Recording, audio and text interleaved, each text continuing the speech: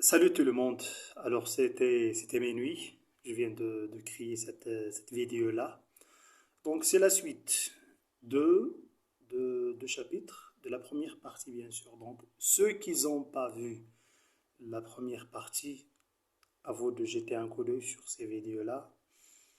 Et voilà, c'est la suite. Ceux qui ont déjà vu, c'est la suite.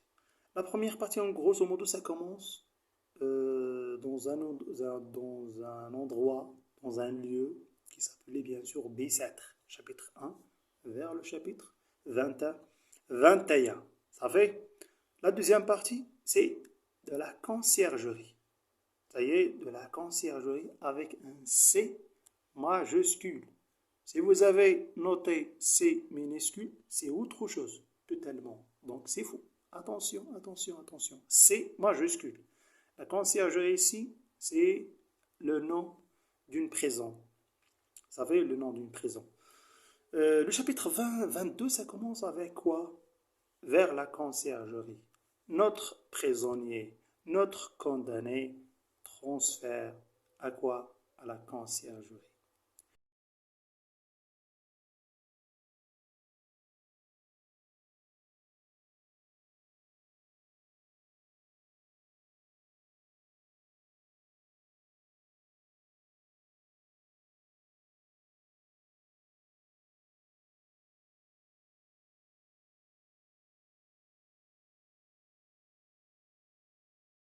Et durant ce voyage, il ne compte,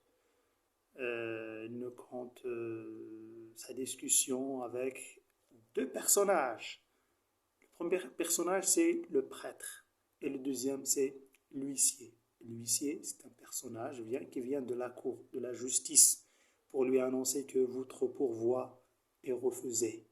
Le pourvoi, il timas, la peine de mort. Donc, il était refusé. Vous savez? Donc, pendant son voyage vers l'endroit où il y a la conciergerie, notre personnage principal, bien sûr, le condamné, il apparaît pensif. Il a une notion de la méditation. La méditation. Ça y est, il médite le nouveau endroit. C'est un nouveau endroit. Ça y est, donc il fallait trop de temps pour créer des relations avec des nouveaux personnes, avec une nouvelle situation. Donc, il est un peu bavard. Il est un peu bavard. Durant le voyage, c'était l'huissier et le prêtre qui partagent et qui bavardent. Et voilà.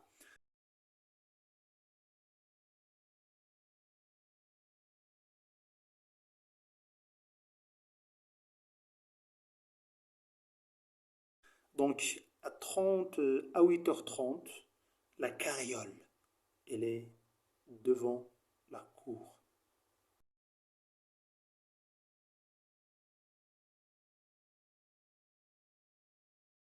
بالعربية التعرض. Le chapitre 22, c'est le voyage de condamné, c'est le voyage vers la conciergerie. ومن خلال هذه الرحلة غادي يبان لو كونداني تيهضر غير بشوية تيهضر شوية وصافي il ne partage ما تيهضرش بزاف مع بحال لويسيي لو بريتر وما تيهضروا بزاف ولكن هو تيفكر كيفاش عاوتاني هاد لو نوفو اندروا الوغ كو الشابيتر 21 شفنا باللي الملتمس ديالو ترفض cela veut dire يفكر في الموت cela veut dire la peine de mort كيفاش عاوتاني داير هاد لو نوفو هاد المكان الجديد فين غادي فوالا دونك تو سا قالك durant le voyage في هاد لو شابيتر راه لو voyage de condamné مشى لا conciergerie. Elle est là. Elle est là. L'idée générale de chapitre 23, c'est une liberté temporelle. Ça y est, On va voir, à des l'idée générale, une liberté temporel, L'huissier, il va remettre le condamné à mort à un nouveau directeur.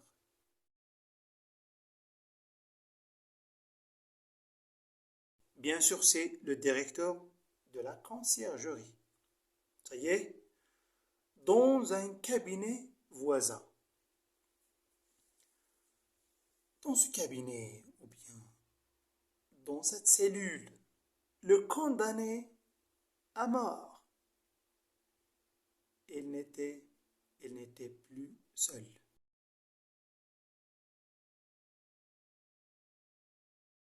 Il est avec quelqu'un. Il est avec un autre personnage.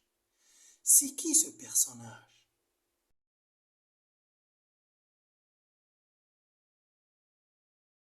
C'était un vrai condamné à mort.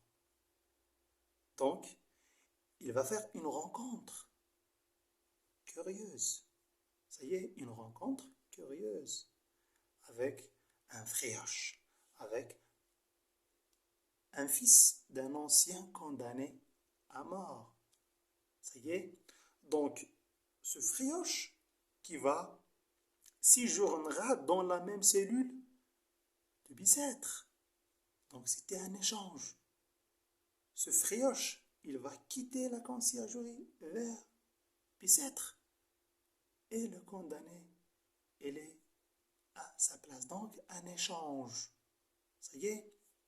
Dans ce cas-là, le frioche, il va raconter son histoire au condamné.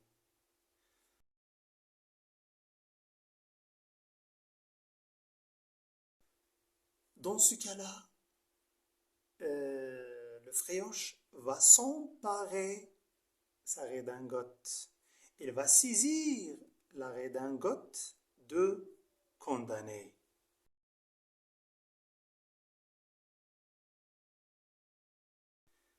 C'est forcément parce que le frioche, il était fort, il était costaud par rapport au condamné. Craintif, la peur, effrayé. Voilà, c'était le chapitre 23, en grosso modo. Le 23, le condamné il est un peu libre. حر. ولكن لقى راسو مع un autre personnage. ذاك le personnage محكوم عليه بالإعدام. Un condamné à mort. سميناه سموه في le chapitre 23 frioche. Ça y est, frioche. ذاك le frioche تيبان قوي جسديا le condamné شداه القفقفة تيخاف. دونك غادي يجبد معاه الحوار، غادي يبدا يسولو لو فرياش، المهم غادي يسولو نتا طنطن ولا انا راه ولد فلان وولد فلان طنطن طنطن.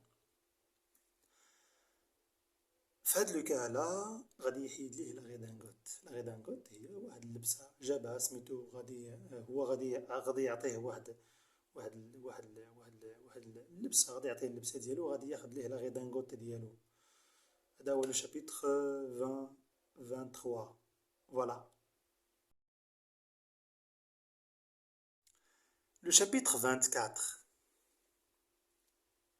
Le pauvre condamné, il regrette sa redingote. Ça y est. Donc, l'idée générale de 24, c'est il regrette sa redingote. Le condamné est enragé parce que l'autre condamné, le frioche, lui a pris sa redingote. En grosso modo.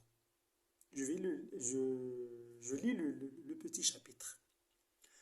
Ce vieux scélérat, il m'a pris ma redingote, car je ne la lui pas donnée. M'attache la redingote. Mais plutôt, je ne lui ai pas laissé prendre ma redingote, car par insouciance ou par charité. Mais non, mais parce qu'il était plus fort que moi. Si j'avais refusé, il m'aurait battu avec ses gros poings. Je me sens le cœur plein de rage et d'amertume. في هذا le chapitre سيتأسف le condamné على la redingote اللي مشات ليه وقال لنا هو عطاها ليه ماشي لأنه بغى يعطيها ليه ولكن لأنه ضعيف مقارنة مع لو فخياش. قال لك غادي ياخذها غادي يديها يا بالمروه ولا يا بالزز. علاش؟ لأنه يقدر أنه يعصي ويدي لا غيدانغوت كوم سا. سي بور سولا هاد لو شابيتر إلي تو بوتي. قال لك جوست يتأسف il regrette sa redingote. Et voilà.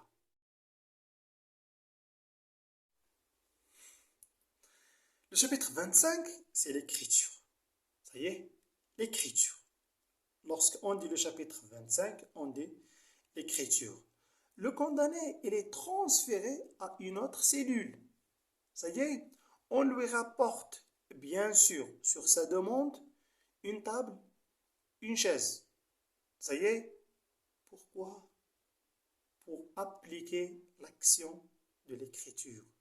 Encore, elle a demandé un lit.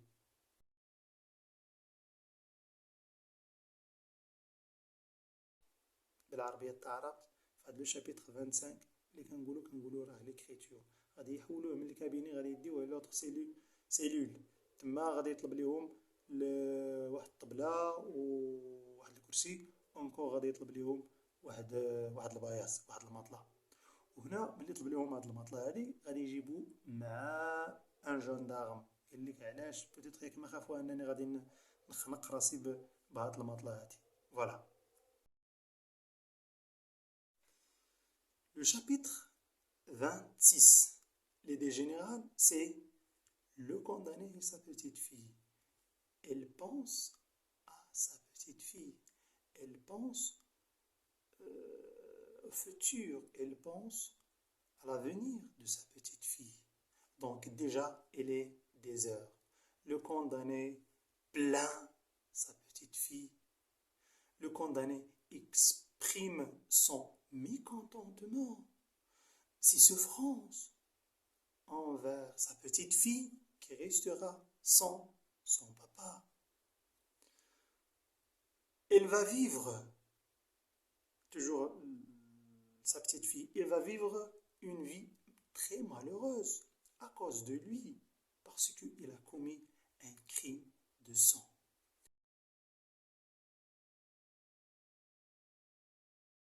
Dans ce chapitre, Victor Hugo, elle déclare qu'elle est contre la peine de mort.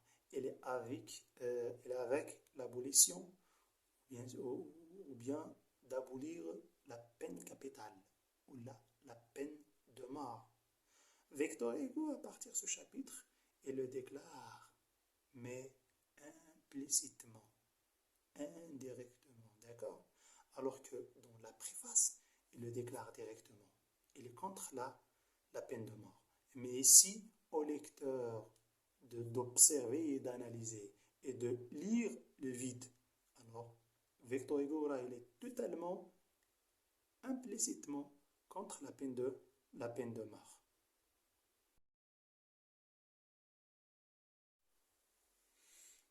Le chapitre 27 et 28, le narrateur, il va nous parler de la guillotine. Ça y est, la guillotine. Donc, le narrateur, il demande comment on pouvait mourir sur l'échafaud. Le chapitre 28, le condamné se rappelle avoir déjà vu une fois monter une guillotine sur la place de grève. Donc, en grosso modo, chapitre 27-28, il nous parle de la guillotine. Comment غادي نموتو وقال لنا بلي راه شاف ديجا واحد لا سين ديال l'exécution. Voilà. Le chapitre 29. Un forçat que la guillotine. Un forçat que la guillotine. Bien sûr, le condamné, il attend Il attend la grâce. Et cette grâce qui ne vient jamais dans ce chapitre, elle estime maintenant avoir, elle estime être un forçat. Et si vous avez une mémoire très fraîche, actuelle, revenons au chapitre 13, lorsqu'il a déclaré que 1000 fois la mort que d'être un forçat. Le chapitre 29, c'est le contraire. Il veut être un galère, il veut être un forçat que d'être en face avec la guillotine. بالعربية تعربت le chapitre 29 totalement contraire ضد le chapitre 13 فاش شاف لي فرصة كيفاش كيتعاملوا معاهم طاطا قال لك انا نموت وما نكونش محكوم عليا بلي طرافو فورسي. هنا في لو شابيتر 29 قال لك نولي سميتو نولي ان فورسا ان غالير وما نكونش فاس فاس افيك لا غيوتين اللي مش ناقه. Ça y est, il attend la grâce. كيقول qui sait qu'un jour peut-être بتجيني la grâce بيجيني العفو. Le chapitre 30. L'idée générale, l'amertume d'écouter et de manger. Écouter le prêtre. مرارة الإنصات والأكل. الإنصات للكاهن. En grosso modo, le prêtre revient visiter le condamné. Mais ce dernier, loin d'apprécier la présence. Pourquoi? Parce qu'il parle machinalement. Il n'y a pas de nouveauté, il n'y a pas de nouveauté dans son discours. Il a dit, il redit la même chose. D'accord? Le prêtre semble un peu touché par la souffrance de condamné. Ensuite, même si la table est trop garnie, la table soit trop délicate, le condamné ou bien le prisonnier ne peut pas manger. Lorsqu'on parle de chapitre 30, chapitre 30, فيه جوج حويجات المرارة ديال الإنصات وديال الأكل. قال لك الإنصات جا عنده داك لو بريتر داك الكاهن داك رجل الدين داك الشيء اللي تيقول تيعاودو داك الشيء اللي قال اليوم يقولو غدا صافي ما ولاش كي كيجي تيهضر هذاك كيديهاش فيه حطوا ليه الطبلة عامرة بداك الشيء الخوار ولكن ما عندوش لقانا انه باش يسرط باش انه ياكل باش يخشي فمو ما عندوش لقانا. Donc l'amertume d'écouter et de manger. Voilà. Le chapitre 31, c'est un architecte qui vient visiter la cellule de condamné. Donc l'architecte vient prendre les mesures. Et dans ce cas-là, le narrateur est surpris d'avoir un homme qui est là pour prendre les mesures de sa cellule. C'est de l'ironie juste. Peut-être la cellule, elle va être rénovée juste dans ces mois. يعني le condamné en grosso modo تفاجئ بواحد un architecte جا انه كياخد لي ميزور ديال لا سيلول ديالو اللي هي مثلا تقدر انها تجدد.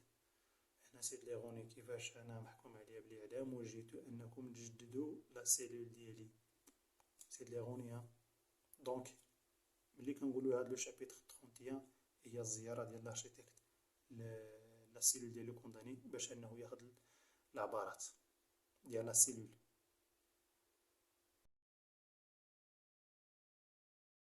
Le chapitre 32, l'idée générale, c'est le changement de gendarme. Voilà, c'était un nouveau gendarme, vient prendre la relève. Il est un peu naïf, bizarre, il est brusque. Il demande à le gendarme qui demande. Il demande au prisonnier de venir chez lui après son exécution pour lui révéler les bons 3 numéros gagnants de la loterie. La réaction de condamné, bien sûr, c'est il va profiter de cette demande bizarre. Il va profiter de la naïveté de ce gendarme et il va lui demander de changer les vêtements. Pourquoi? Parce que le condamné, dans ce cas-là, il pense à s'évader. Mais malheureusement, son astuce, il est brisé, il est cassé parce que le gendarme, il va refuser cet échange-là. Dans ce cas-là, le condamné, il déclare qu'il ne peut pas lui donner les 3 numéros. بالعربية الطهرات اللي تنقولوا chapitre 32 سي لو شونجمون ديال التبادل ديال الجندار، مش هذاك الجدارمي جا واحد اخر، هذا كيبان شويه تيلعب اللوطو داكوغ. وقال لو كونداني بغيتك تعطيني واحد 3 ديال الارقام مورا التنفيذ ديال الاعدام. فاش قال هاد ليدي كيفاش هاد لو جوندارم طلب مني انني ملي غادي نموت نجي عندو للظهر باش نعطيه واحد 3 ديال الارقام، راه الا مات. هنا بغا يستغل السذاجه ديال سميتو ديال هاد لو جوندارم. قال ليه لا بغيتي نعطيك لي 3 نيميرو خاصك نتبادلو لي فيتمون، ما يعطيه الحوايج ديالو هو بياخد الحوايج ديالو. علاش؟ هنا فكر في الهروب، ولكن لو جوندارم عاقبه ما بغاش، قال ليه لا. هنا ينتهي لو شابيتر 32.